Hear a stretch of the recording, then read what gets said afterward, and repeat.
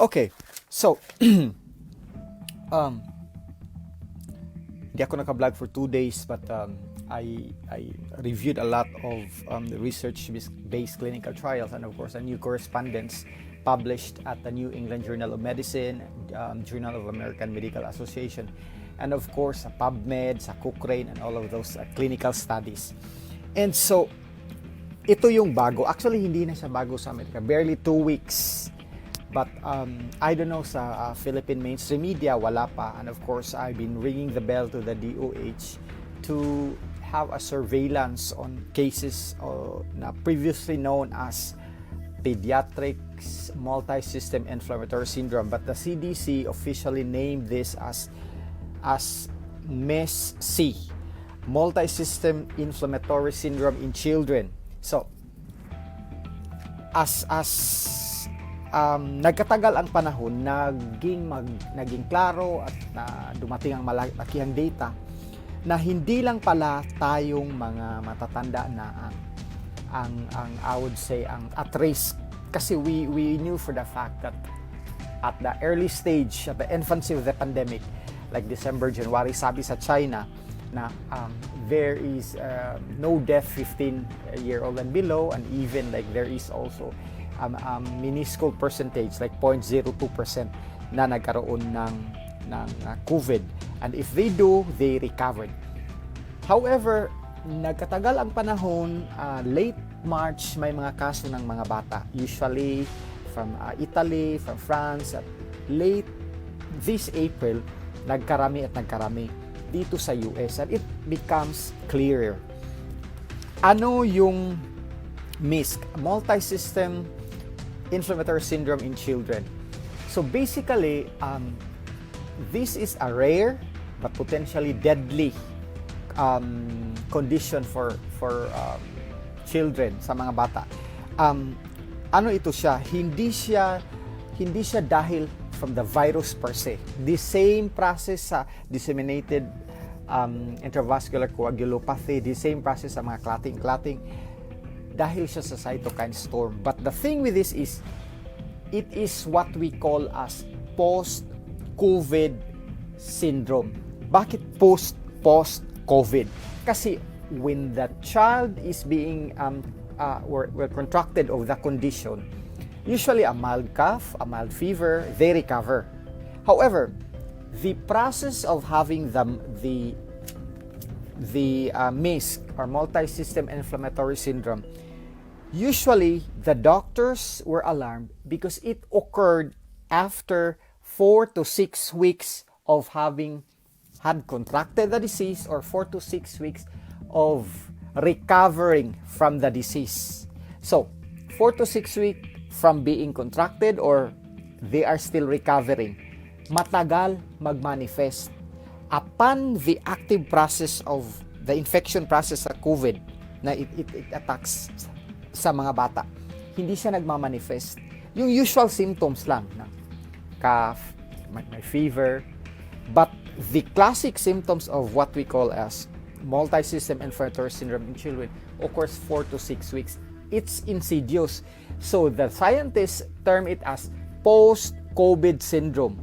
So may tinatawag tayong post-polio syndrome. The sequelae of the active polio process, the same thing dito. The sequelae of the active COVID process, 4 to 6 weeks. So this is my unsolicited advice sa taga-DOH, kasi wala pa sa Philippine mainstream media, wala pa rin sa mga press ko nila, to the parents. Kailangan kayong mapagmatyag.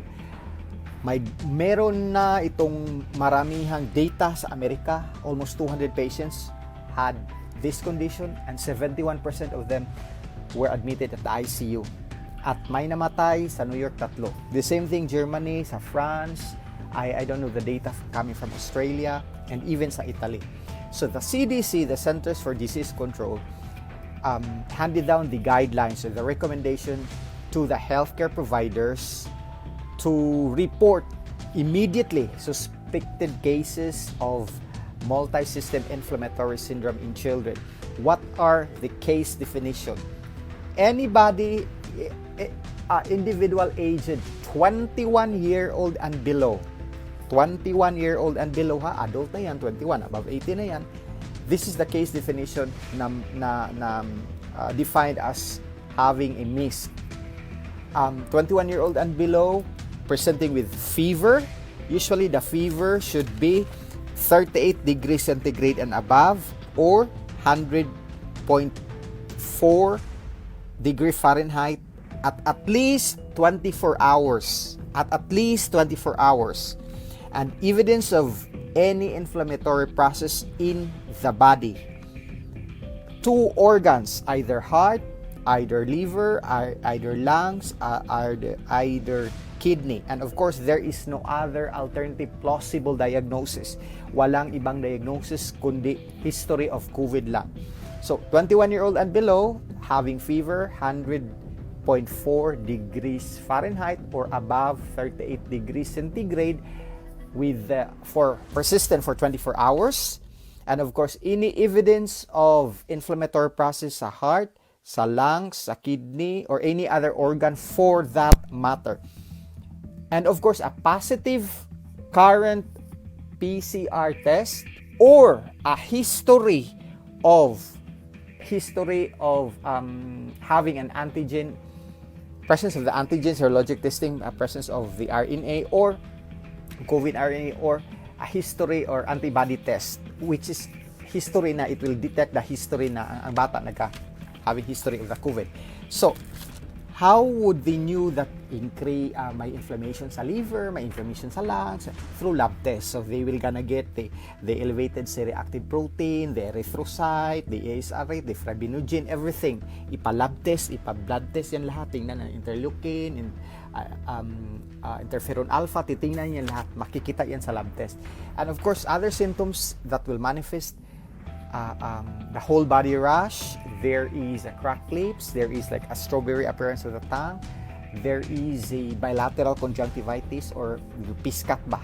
Ano yung piskat sa Tagalog? Pink eye. There is a persistent fever, headache sa bata, abdominal pain, there is vomiting. Hello, Mama Yen, answer Ed. Hello, Tita Emma, Gomez Genere, hello. So, Lucy, hello, hello. So, hello, Ma'am Mitzi.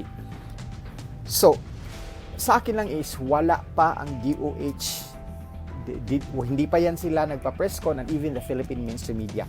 Ang sa akin lang is, if other countries detected it, dapat ang mga health agencies sa ibang bansa, especially sa Pilipinas, they need to activate. I don't know how did you do the surveillance reporting.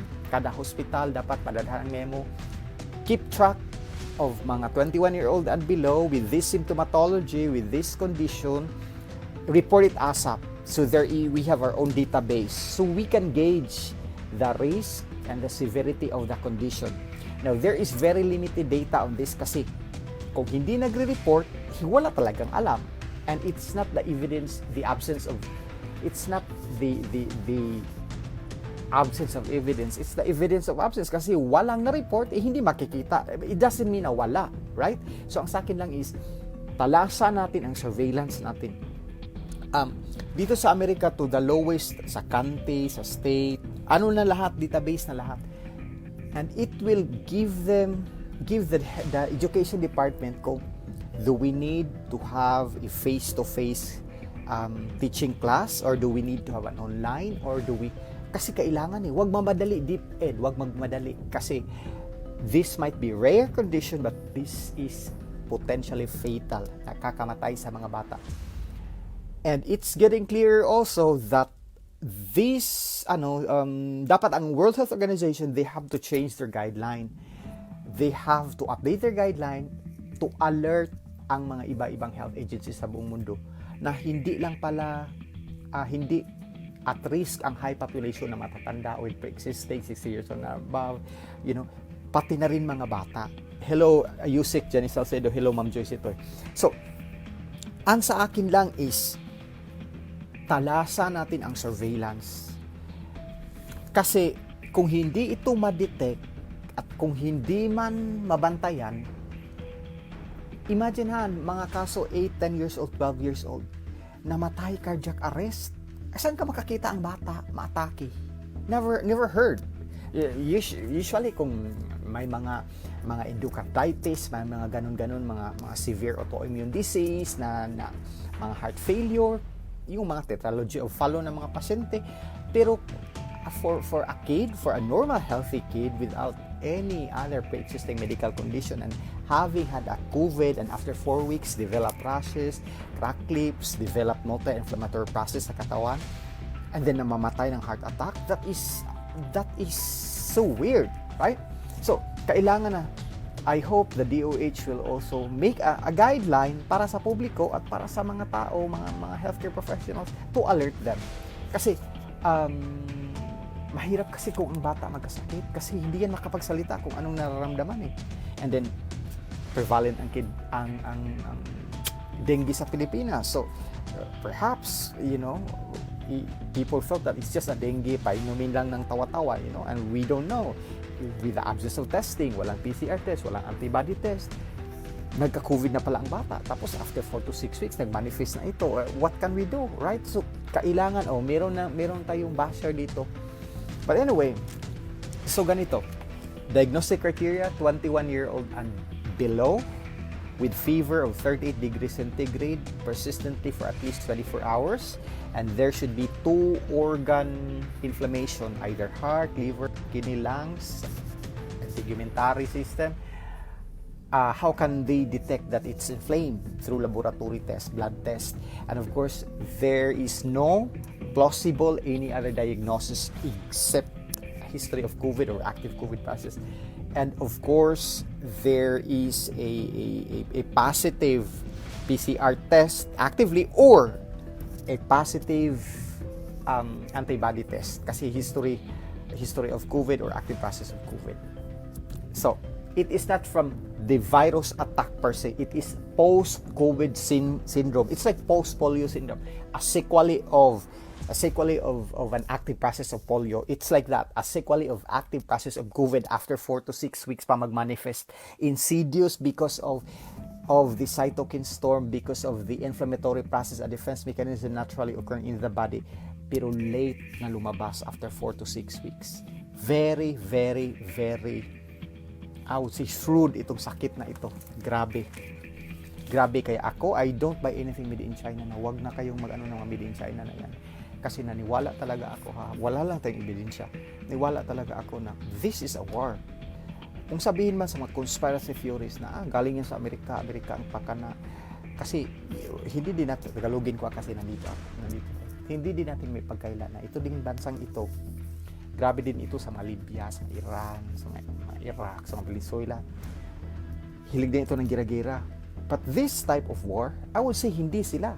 Kasi gusto nila ang gera kasi sila ang number 1 na nagbibenta ng bala, mga drones, mga paputok, helicopter, plano, mga warfare. Sa gera na ito, sa virus, wala sila halin. So kung galing sa kanila, lugi sila, marami pa sa kanilang namamatay. Kung galing ito dito, dapat pagdating dito sa Amerika, yung isa walang mamamatay, meron kaagang vaccine o meron kaagang treatment, wala. Number 1 ng Amerika ngayon. So I would posit na galing ito with the absence of allegedly, galing yan sa mga Chinese Communist Party. Diba? So